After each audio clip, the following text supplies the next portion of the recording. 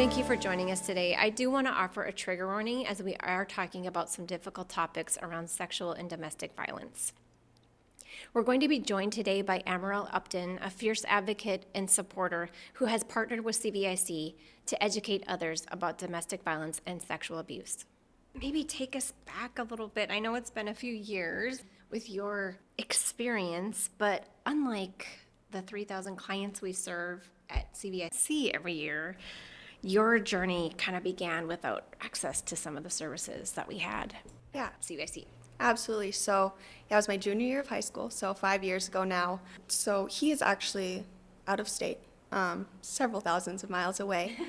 But he was originally from Fargo, and so he had come back that summer. The summer was great, and then he moved back away for the school year. And originally, it was still fine for the first 2 weeks, month, everything was still great. He had a majority of my passwords to all my social media, and he had started blocking people. And originally, I didn't notice it because it was just 1 or 2 people. But then it kind of turned into, all the guys on my Snapchat were blocked. And I was like, well, that's weird.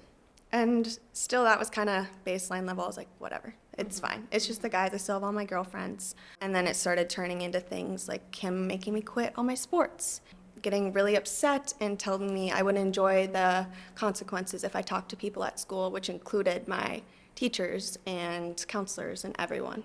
That's pretty strong language. Yeah. At that point, I was so heavily manipulated that I was like, yep. So you just quit doing sports? Mm-hmm.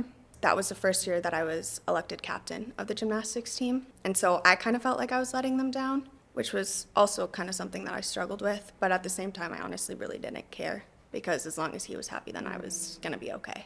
I think what really flipped a switch for me was when I moved in with my grandparents per his requests rather than my parents.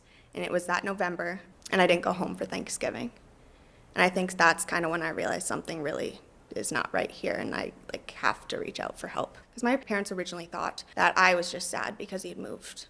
And so they really had absolutely no idea what was going on. They thought I was just depressed and isolating myself because he had moved. And then once I had moved to my grandparents, my parents had took away my phone, probably in hopes that it would stop all of this from happening. The only form of communication I had with him was a shared Google Doc on my school computer, because that was the only technology that I had at the time. Oh, wow. So even just with that, he still was able to do all of this. And then he would repeatedly call my friends and text my friends. And I really wasn't talking to them because he had told me not to. But they would, I think that's when things really started to, everyone around me was aware of what was happening, was when he started reaching out to them after I didn't have a phone. I'm curious what advice you might have for someone going through something similar, because as you described, it doesn't start out scary. It's just this slow drip kind of. What advice would you have for someone that might be going through something similar and just not sure how to handle it?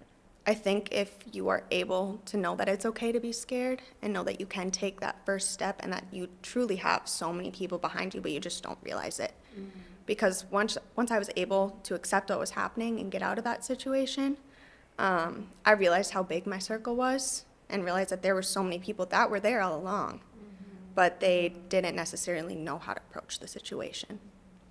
So I think just being uncomfortable and being scared, and know that that's normal and that's okay, and that there is hope even when you feel like there's not. I just really appreciate you. You've stepped out now. You spoke at our breakfast to hundreds of people. How did you get here from this very scary, dark place to now just fierce advocate? What does it mean to now be kind of part of the solution to help other people?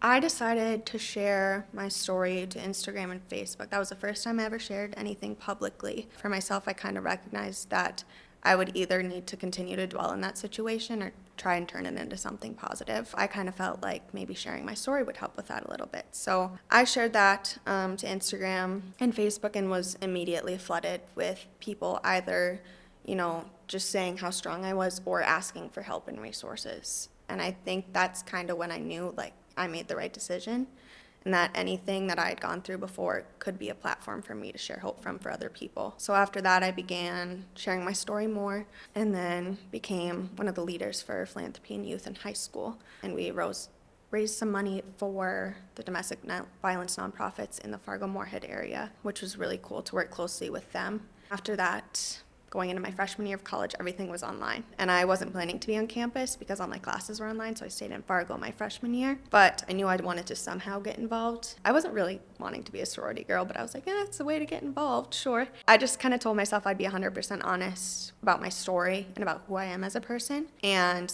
that's when I found out that Alpha Chi's philanthropy was domestic violence awareness. And about 2 months later, they were doing elections for our executive board. Everyone kind of encouraged me to run for vice president philanthropy, and I ended up being elected into the position. I also made it a part of my platform in the position to make sure that all the girls in our house were as educated as possible. So I ended up getting certified by the One Love Foundation to hold those workshops and just kind of be able to have those uncomfortable conversations so that we are able to educate others as well. I mean, that's also kind of how I started working with CVIC. So having that partnership with Alpha Chi and CVIC has really opened up a lot of new doors to be able to educate others and raise awareness and donate back to organizations. And they're so lucky to have you, that you stepped out in courage. Just kind of curious what your hope is for future generations. I think if we circle back to that education piece, just being able to recognize those signs and recognize, maybe when a loved one or a friend may be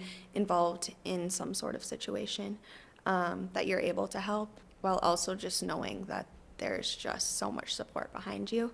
I often wonder if sometimes that if I would have been more educated, or if my peers and those around me were more educated on the topic of domestic violence, if maybe I would have recognized those signs earlier, or if, my peers would have reacted differently. So I think if we did have CVIC services within our school, that maybe would have looked different for me. I just want to thank you again, Amorelle, for being here, for speaking at the breakfast, for all you continue to do. Just really appreciate your time and investment in CVIC.